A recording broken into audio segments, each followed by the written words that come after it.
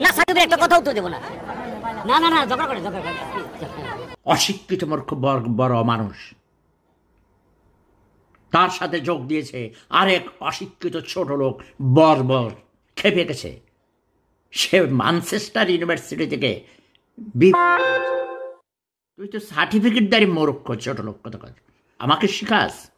শেফুদাকে দাদাকে শিখাইতে আসো? হ্যাঁ, তো আজ সে প্রতিষ্ঠানটি একটি পতিতালয়ে পরিণত হয়েছে, একটা ব্যবসাখানায় পরিণত হয়েছে। কতিপয় অশিক্ষিত, অর্ধশিক্ষিত, বর্বর,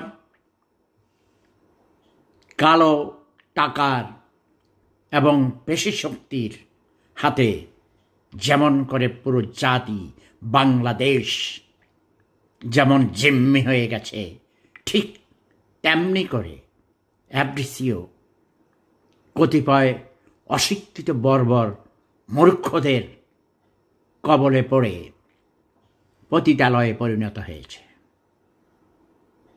নোংরা রাজনীতির আখড়াখানায় পরিণত হয়েছে।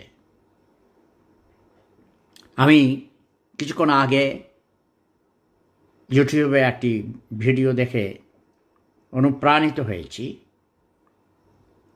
যখন একটা জাতি ধ্বংসের দিকে চলে যেতে চায়, সেই জাতির মধ্যে প্রতিটি জাতিতেই কিছু কিছু বিবেকবান মানুষ জন্ম নেয় এবং তাদের বিবেক দ্বারা তারা তাড়িত হয়। তখন তারা সেই সমাজকে, ঘুণে ধরা সমাজকে, ক্ষয়িষ্ণু সমাজকে ধরে রাখার জন্যে শিল্প সংস্কৃতিকে, শিক্ষা ব্যবস্থাকে, রাষ্ট্রীয় কাঠামোকে, সরকার ব্যবস্থাকে ধরে রাখার জন্যে, আঁকড়িয়ে রাখার জন্যে, বুকে জড়িয়ে রাখার জন্যে নিজেদের জীবন দিয়ে হলেও রক্ষা করতে এগিয়ে আসে। আমি খুব খুশি হয়েছি। আমার অত্যন্ত স্নেহধন্য ছোট ভাই, আমার নাতি, আমাকে দাদা বলে সম্বোধন করেন।